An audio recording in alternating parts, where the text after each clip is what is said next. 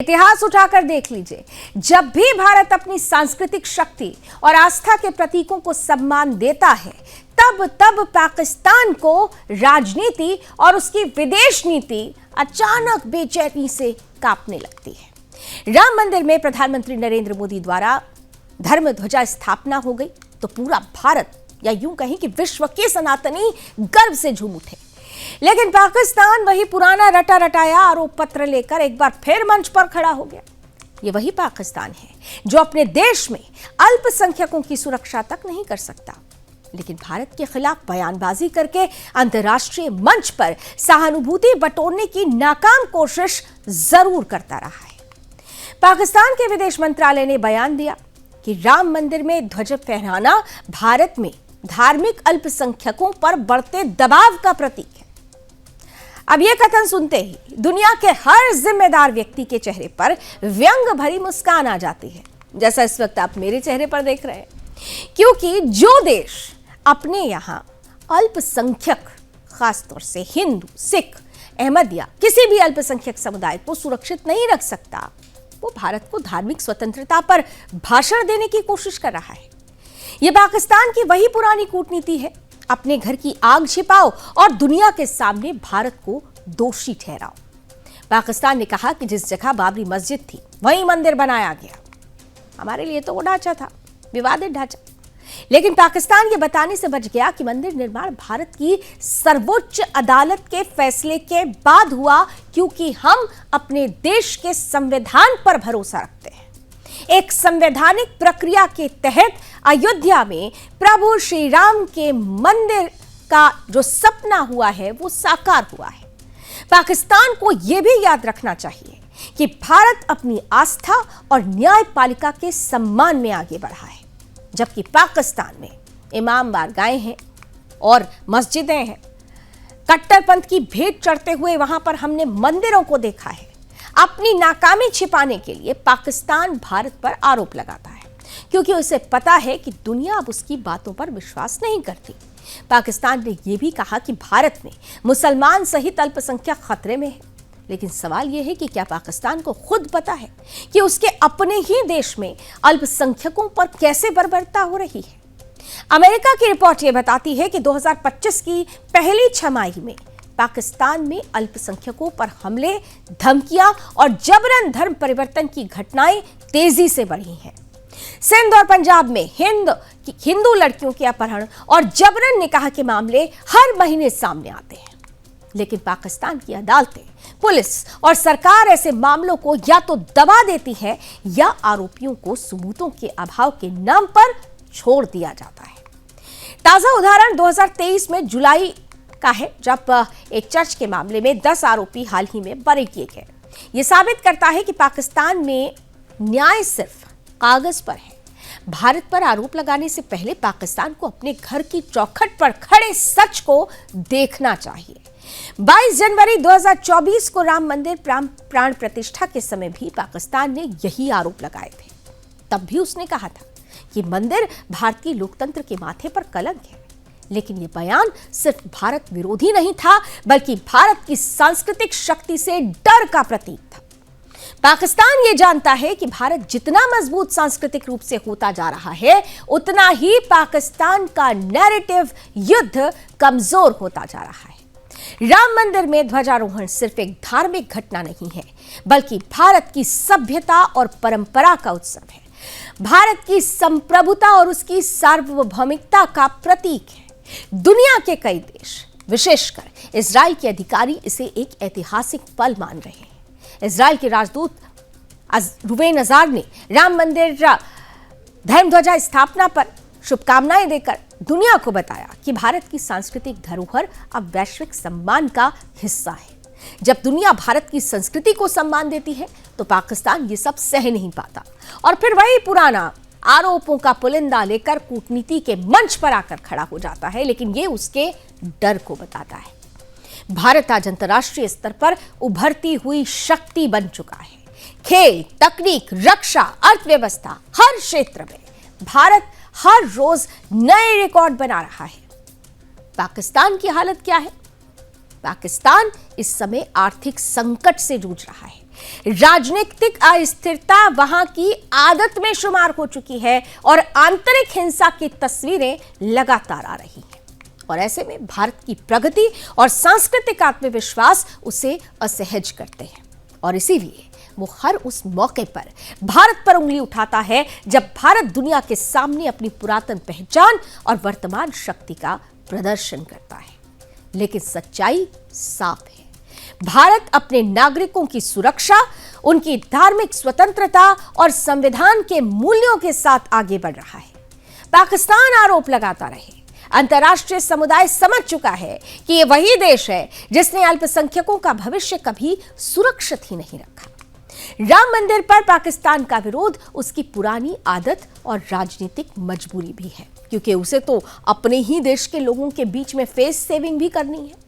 लेकिन भारत का ध्वज अयोध्या में लहराता रहेगा। भारत का ये सांस्कृतिक, आध्यात्मिक, धार्मिक ध्वज, जो धर्म ध्वजा है, जो भारत की सार्वभौमिकता की पहचान है, वो यूं ही लहराता रहेगा और दुनिया के सामने बड़ा संदेश भी देगा। राम राज्य की उस कल्पना को साकार होने का प्रण भी दुनिया को याद दिलाता रहेगा, जिसकी नींव ही भारत में बसती है, भारत के लोगों में बसती है। पाकिस्तान की बौखलाहट भारत की मजबूती का प्रमाण है और ये मजबूती पाकिस्तान को परेशान करती है।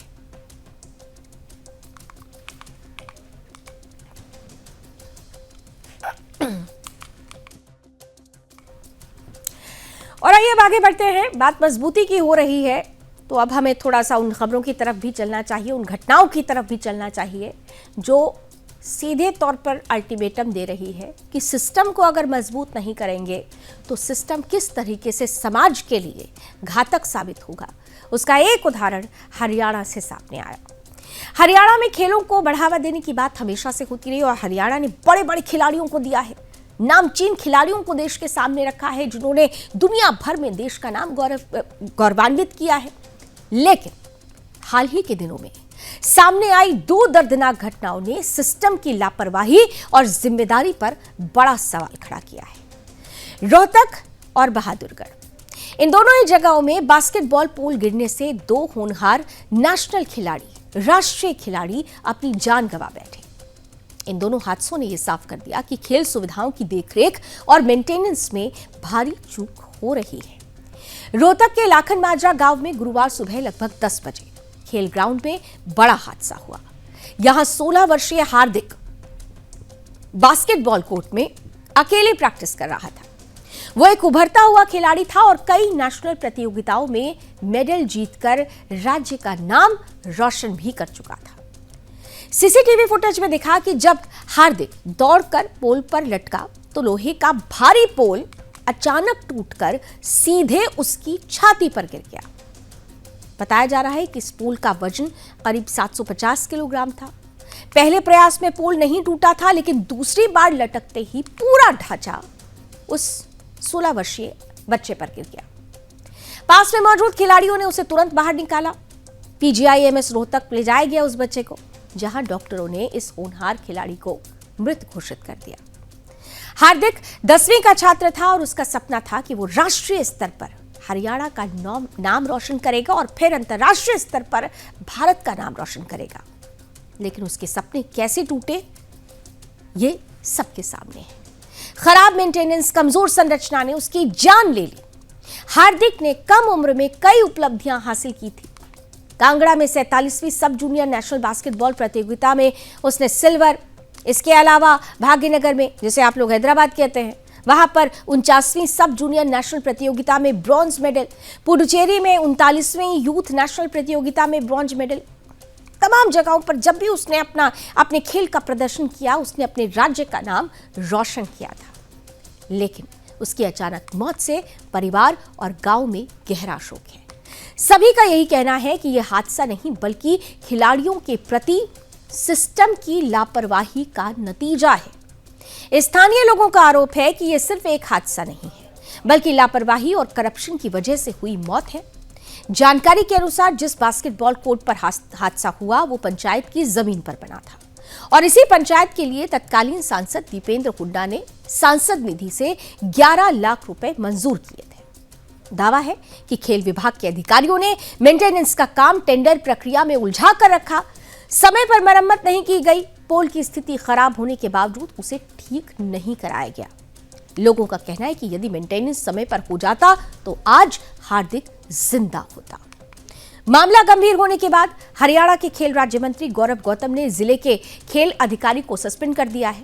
साथ ही पंचायत की जमीन पर चल रही बास्केटबॉल नर्सरी को भी निलंबित कर दिया गया है। इसके अलावा सभी 22 जिलों के स्पोर्ट्स ऑफिसर को जिले में खेल संबंधी पूरी जानकारी तलब करने के आदेश भी जारी किए गए हैं।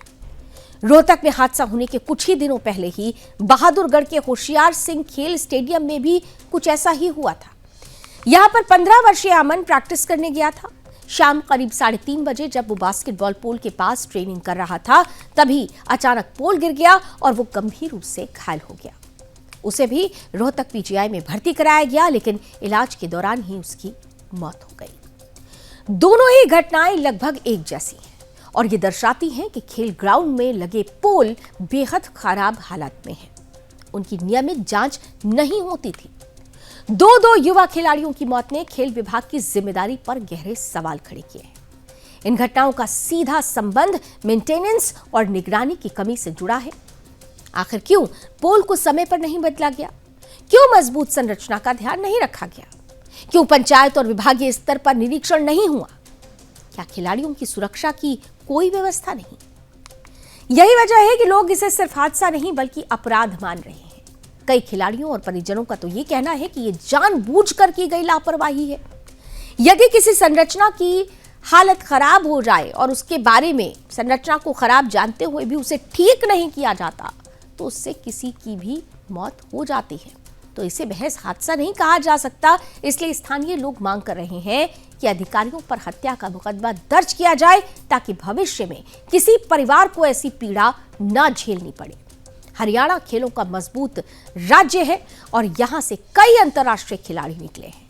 यदि खेल सुविधाओं की स्थिति ऐसी ही रही तो ऐसे हादसे खेलों में रुचि रखने वाले बच्चों और उनके परिवारों के लिए भय का कारण बन जाएंगे।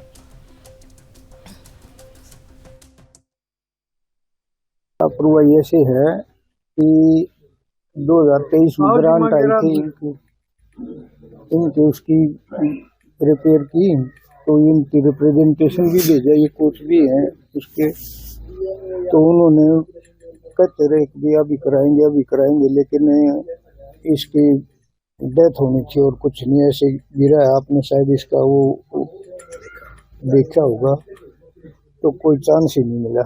और नेशनल लेवल 4 बार का नेशनल खेला हुआ लड़का है और 17 साल की एज में ये नेशनल लेवल का प्लेयर था। इतने एफर्ट्स किए इसने, डेडिकेटेड प्लेयर था, अकेला ही प्रैक्टिस कर रहा था और बच्चे दूसरे पोल पे कर रहे थे, ये अकेला उस पोल पे कर रहा था।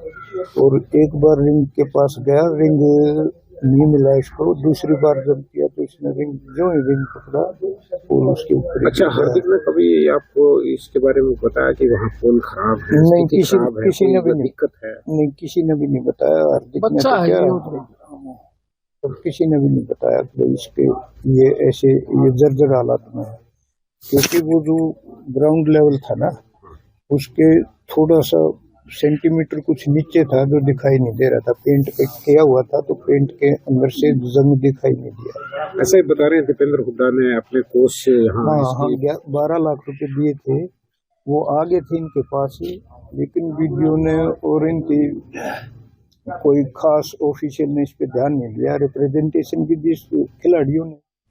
आइए जनमत के सफर को आगे बढ़ाते हैं और बात कर लेते हैं लालकोट के पास हुए कार धमाके की, जिस मामले में राष्ट्रीय जांच एजेंसी यानी एनआईए ने एक और बड़ी सफलता हासिल की है। एनआईए ने फरीदाबाद से शोएब नामक एक संदिग्ध को गिरफ्तार किया है। कोर्ट ने शोएब को एनआईए को 10 दिन की रिमांड पर भेज दिया है। शोएब ने धमाके से पहले आतंकी उमर की मदद की थी, लॉजिस्टिक भी उसे मुहैया कराया था।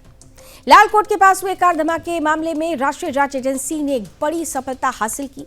एनआईए ने फरीदाबाद से शोएब नाम के इस शख्स को गिरफ्तार किया है। आरोप है कि शोएब ने आतंकी उमर नबी को धमाके से ठीक पहले न केवल पनाह दी बल्कि लॉजिस्टिक सपोर्ट भी मुहैया कराया, और ये उसी अल-फलाह यूनिवर्सिटी का वार्ड बॉय बताया जा रहा है जहां पर आतंकी डॉक्टरों की खेप मिली है। इस गिरफ्तारी के साथ ही इस मामले में अब तक कुल गिरफ्तार आरोपियों की संख्या 7 हो गई है। सूत्र ये कह रहे हैं कि शोएब की गिरफ्तारी के बाद मामले की पुरानी जो परतें हैं धीरे धीरे खुल रही हैं। प्रारंभिक जानकारी ये कह रही है कि शोएब को पहले भी इस मामले में पूछताछ के लिए बुलाया गया था और फिर छोड़ दिया गया था। हालांकि ताजा खुलासों के बाद उसे दोबारा पूछताछ के लिए बुलाया गया और उसे गिरफ्तार भी कर लिया गया। यह भी बताया जा रहा है कि शोएब ही मुख्य आतंकी डॉक्टर उमर को मेवात और नूह जैसे इलाकों में ले गया था। वहां पर उमर शोएब की बहन के घर में ही ठहरा हुआ था। गिरफ्तारी का ये महत्वपूर्ण मोड़ तब आया जब एक अन्य गिरफ्तार आरोपी डॉक्टर मुजम्मिल ने पूछताछ के दौरान शोएब के घर का खुलासा किया। डॉक्टर मुजम्मिल की निशानदेही पर एनआईए ने शोएब के घर से कुछ महत्वपूर्ण चीजें बरामद की, जिनमें एक हैंड ग्रेनेड और अन्य सामग्रियां भी शामिल है। ये माना जा रहा है कि इन सामग्रियों का इस्तेमाल बम बनाने या अन्य आतंकी गतिविधियों के लिए किया जा सकता है। एनआईए वर्तमान में शोएब से गहन पूछताछ कर रही है ताकि इस आतंकी मॉड्यूल के अन्य सदस्यों और उनके नापाक इरादों का पता लगाया जा सके। दिल्ली के लालकोट मेट्रो स्टेशन के पास 10 नवंबर 2025 को एक कार में हुआ धमाका हुआ था। इस धमाके में 15 लोगों की मौत हो गई थी। दिल्ली में 10 नवंबर को लालकोट के बाहर हुए कार बम धमाके ने पूरे देश को झकझोर दिया था। घटना के तुरंत बाद एनआईए ने मामले की जांच अपने हाथ में ले ली। एनआईए की सघन जांच के दौरान ये बात सामने आई कि आतंकी उमर उन नबी, जो इस हमले का मुख्य आरोपी बताया जा रहा है, इसी को फरीदाबाद के धौंज निवासी शोएब ने पनाह दी थी। एनआईए ने इस मामले में पहले भी उमर के 6 अन्य जो खास उसके साथी थे उन्हें गिरफ्तार किया हुआ है। शोएब इस मामले में गिरफ्तार होने वाला 7वां आरोपी है। इन गिरफ्तारियों से एनआईए को आतंकी मॉड्यूल के सदस्यों और उनकी कार्यप्रणाली और उनके संबंधों को समझने में लगातार मदद मिल रही है। एजेंसी यह पता लगाने की कोशिश कर रही है कि क्या इस आतंकी के पीछे कोई बड़ा नेटवर्क काम कर रहा था। वहीं दूसरी तरफ खुफिया एजेंसियों को एक और बड़ी सफलता हाथ लगी है।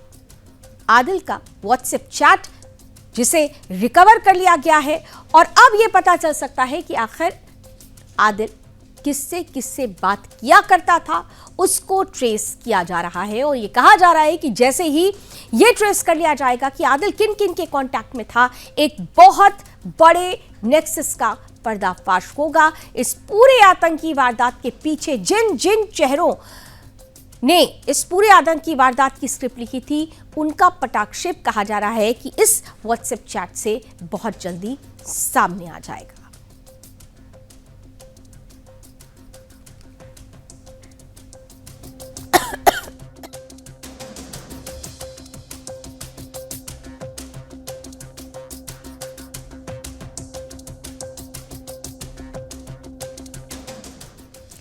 और आइए अब कुछ और खबरों की तरफ आपको लिए चलते हैं। महाराष्ट्र राज्य के श्री क्षेत्र एलोरा में जगतगुरु संत जनार्दन स्वामी महाराज जी की 36वीं पुण्य स्मृति के अवसर पर जगतगुरु स्वामी शांति गिरी जी महाराज के मार्गदर्शन में आयोजित ओम जगतगुरु जन शांति धर्म समारोह के द्वितीय दिवस का सुबह का सत्र ऋषिकेश उत्तराखंड से आवाहन पीठाधीश्वर 1008 महामंडलेश्वर स्वामी अवधूत बाबा अरुणा गिरिजी महाराज जी के प्रमुख उपस्थिति में संपन्न हुआ।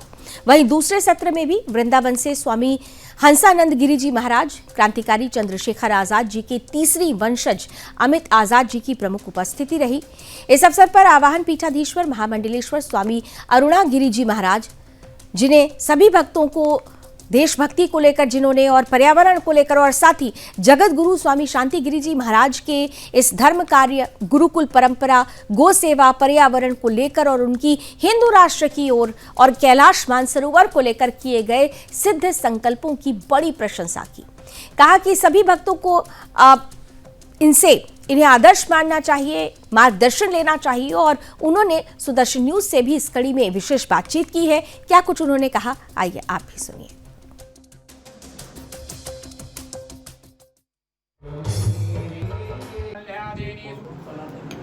जगतगुरु जनार्दन स्वामी जी के पुण्यतिथि के अवसर पर श्री क्षेत्र एलोरा में कल से शुरू हुआ जनशांति धर्म संस्कार समारोह में देश भर से साधु संत पधार रहे हैं। आज दूसरे दिन के दूसरे सत्र में मेरे साथ यहाँ पर वृंदावन धाम से स्वामी हंसानंद गिरी जी महाराज है। महाराज जी, आप भी इस पवित्र जपानुष्ठान समारोह महाराज जी के पुण्य स्मरण में शामिल हुए। आपने भी सभी भक्तों को यहाँ पर आशीर्वचन दिया, क्या कुछ बताएं? अब मैं यही कहूँगा, आज स्वामी जी महाराज का ये तप है, जगतगुरु भगवान का तप है। उन्होंने इतनी बड़ी संख्या पर यहाँ लोगों को इकट्ठा किया, साधारण बात नहीं है। आदमियों के पास समय नहीं है, लेकिन वो समय निकालकर आज बैठे हैं, तप कर रहे हैं। 7 दिन का अनुष्ठान चल रहा है और ये भावना, अभी मैं उनके वक्तव्य को सुन रहा था मराठी में, वो कह रहे थे कि राष्ट्र द्रोही नहीं होना चाहिए हमें। ये बड़ी बात है। यज्ञ के साथ वो संदेश राष्ट्र प्रेम का दे रहे हैं कि हम राष्ट्रद्रोही ना हो। जिस देश का नमक खाएं उस नमक के साथ हमारी मित्रता हो, उस नमक के कर्ज को अदा करें। तो केवल यज्ञ नहीं, यहाँ राष्ट्र के प्रेम को भी वो जगा रहे हैं। जैसे कि राष्ट्र की बात हो रही है, हिंदू राष्ट्र का देश तो हिंदू राष्ट्र है ही, हिंदू राष्ट्र की घोषणा होनी चाहिए। राम मंदिर जिस तरीके से मुक्त हुआ, राम मंदिर पर भगवा लहराया गया, वैसे कृष्ण जन्मभूमि मुक्ति को लेकर भी है। साधु संत हो, सभी हिंदू संगठन हो, अभी आंदोलन कर रहे हैं देश भर में, और कई ऐसी यात्राएं भी हो रही है। जैसे कि जगतगुरु शांतिगिरी जी महाराज जी ने भी कैलाश मानसरोवर का मुद्दा हो, हिंदू राष्ट्र का मुद्दा हो और कृष्ण जन्मभूमि का मुद्दा हो, उसी को लेकर भी कई जो है यात्राएं की है। उसको लेकर भी आपको क्या लगता है? देखिए, संतों के भीतर, और केवल भारत के संत नहीं, प्रत्येक सनातनियों के भीतर ऐसी मांग है। भारत हिंदू राष्ट्र है, इसमें कोई संशय नहीं है। हम कैसा हिंदू राष्ट्र चाहते हैं? हम चाहते हैं कि हम अपने गौ, गंगा, गीता, गायत्री के प्रचार में प्रतिबंधित ना हो। हम कहीं भी कथा करें, आप जय श्री राम बंगाल में नहीं बोल सकते। हम इस हिंदू राष्ट्र को चाहते हैं कि बंगाल में भी जय श्री राम हो, बंगाल में भी राम जी की कथा हो। हम कर्नाटक चले जाएं, केरल चले जाएं, उन प्रांतों में भी जाकर के मंदिर बना सकें, हमें कहीं रोक टोक ना हो। हम ऐसे हिंदू राष्ट्र को चाहते हैं। हम किसी व्यक्ति की नागरिकता खत्म करने पर, उन्हें यहाँ से खेदने पर नहीं। हम चाहते हैं कि हम अपने धर्म का निर्वहन कर सकें स्वतंत्रता के साथ। ऐसा हिंदू राष्ट्र चाहिए और प्रधानमंत्री जी से ऐसी अपेक्षा है। कल जैसा इन्होंने श्री राम जन्मभूमि पर ध्वज लहराया, हम उनसे यही अपेक्षाएं रखते हैं और पूरा संत समाज यही अपेक्षा रखता है कि कृष्ण जन्मभूमि पर भी शीघ्रता के साथ मंदिर बने और वहां भी ध्वज लहराए। बिल्कुल, ये थे मेरे साथ हंसानंद जी महाराज। उन्होंने कहा जैसे राम मंदिर पर भगवा ध्वज लहराएगा, वैसा ही श्री कृष्ण जन्मभूमि को ही मुक्त करके वहां पर भी भगवा ध्वज लहराएगा।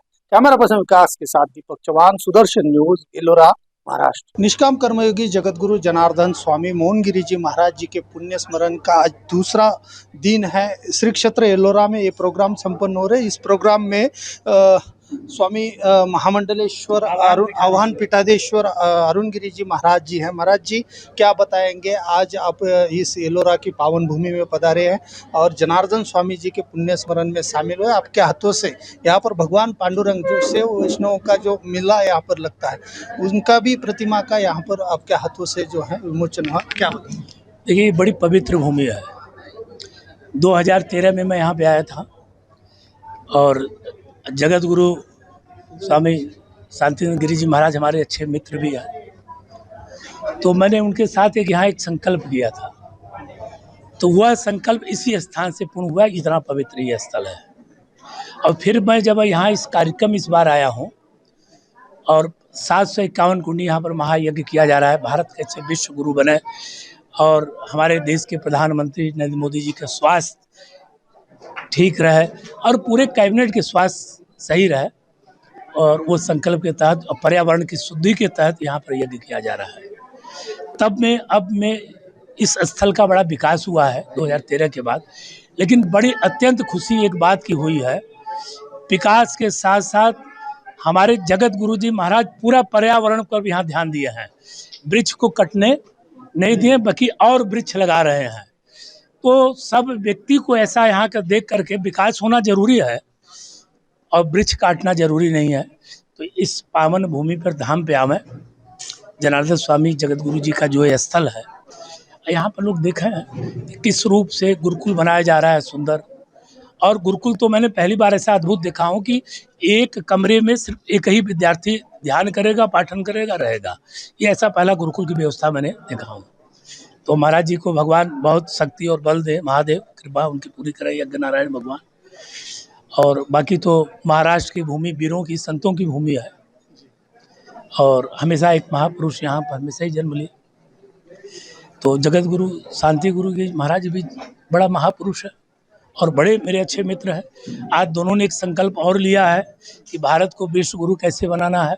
1,08 कुंडी यज्ञ करना है, world environment production Rudrakoti Chandi महायज्ञ 195 देशों के लिए। तो वो आज भी संकल्प, पिछली बार जब मैंने 2013 में जो मेरा संकल्प था, तो इसी भूमि पर तो केवल हम जानते थे, जगत गुरु महाराज जानते थे, जनार्दन स्वामी जी महाराज, मतलब उनकी दिव्य अद्भुत शक्तियाँ जानती थी संकल्प में। और महामंडेश्वर जी शांतिगिरी महाराज जी उस समय महामंडेश्वर थे, और मैं भी जूना अखाड़े के महामंडेश्वर उस समय था। इस समय मैं आवाहन पीठाधीश्वर आचार्य महामंडेश्वर अवधूत बाबा अनुग्रह जी महाराज, इन्वायरमेंट बाबा के नाम से पूरा विश्व जानता है। जैसे कि आपने कहा इन्वायरमेंट बाबा के नाम से आपको जाना जाता है, क्योंकि पर्यावरण जो है, पर्यावरण को लेकर जो है काफ़ी प्रचार प्रसार चल रहे हैं। देश के प्रधानमंत्री हो या अन्य जगहों पर साधु संत हो, आप सब उतरे हैं, और भारत को हिंदू राष्ट्र जो है वो घोषित करने की मांग बड़े पैमाने पर चल रहे हैं। उसी को लेकर भी क्या संदेश? देखिए, भारत हिंदू राष्ट्र तो ही है, ये हिंदू राष्ट्र है, और मैं तो इसे हिंदू राष्ट्र मानता हूँ ना। ये हिंदू राष्ट्र है।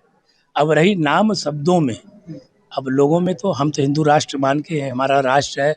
हमारा जहाँ इच्छा होती है वहाँ हम अपना मंदिर बनाते हैं, गुरुकुल बनाते हैं, पेड़ पौधा वृक्ष लगाते हैं, हम लोग कोई रोकता नहीं। लेकिन पाकिस्तान ये थोड़ा है, भारत ही हिंदू राष्ट्र है। तो हिंदू राष्ट्र, अगर लोगों संतों की इच्छा है कि इसको हिंदू राष्ट्र से पूरा विश्व जाना है, तो सरकार को चाहिए, सरकार तो जनमत में है, तो सरकार का नैतिक कर्तव्य है कि वो भी दे दे संतों की मांग से, और गौ की भी रक्षा करे।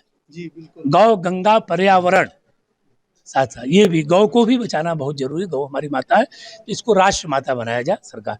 अब सरकार नहीं बनाएगी तो कब बनाएगी?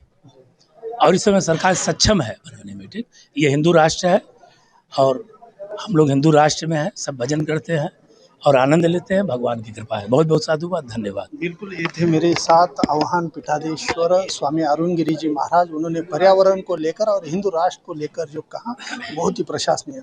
कैमरा पर्सन विकास के साथ दीपक चौहान, सुदर्शन छत्रपति।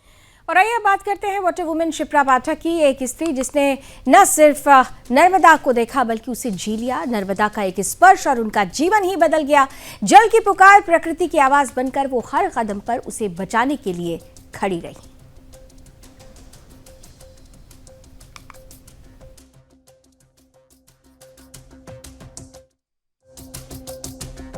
कुछ यात्राएं पैरों से नहीं संकल्प से होती है। बस इसी परिभाषा के साथ आज हमारे बीच लंदन से लौटी है एक ऐसा नाम जिन्हें वाटर वुमेन के नाम से जाना जाता है। मैं सबसे पहले मैम आपका अनुभव जानना चाहूँ। नर्मदे हर पूरे भारत को प्रणाम करती हूँ और आप सबको आभार प्रकट करती हूँ कि मेरे एक छोटे से कृत्य के लिए आप सब ऐसे खड़े हो गए जैसे ये आपका ही है। आपने पहली पंक्ति बहुत अच्छी बोली, शायद स्त्री हैं तो आप मेरी यात्रा समझ सकती हैं। मुझे याद आ रहा है 2015 में जब मैं घर से निकली थी 2 जोड़ी कपड़े लेकर, तब सभी के प्रश्न इस बात के थे और सभी की आंखें मेरी तरफ इस तरह से उठी हुई थी कि कितनी नदियां बदल लोगी, कितने पौधे लगा दोगी। तब नहीं पता था वो कदम ब्रिटेन की संसद तक भी पहुंच जाएंगे।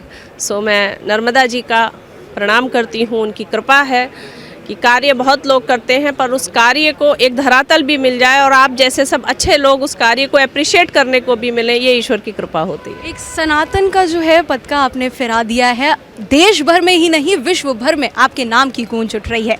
कैसा महसूस आपको? मैं इतनी बड़ी नहीं हूँ कि सनातन का परचम फैला पाऊँ।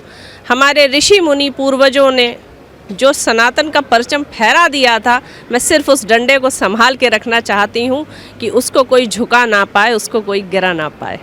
आगे का लक्ष्य क्या रहेगा? पूरा जीवन ही नदियों पे समर्पित है। माँ नर्मदा आराध्य है मेरी, और उनके अंतर्गत जो भी आदेश मिलते रहेंगे मैं जल को अपना जीवन देती रहूँगी। तो ये भारत की ताकत है, ये भारत की सांस्कृतिक पहचान की ताकत है। जनमत में अभी बस इतना ही।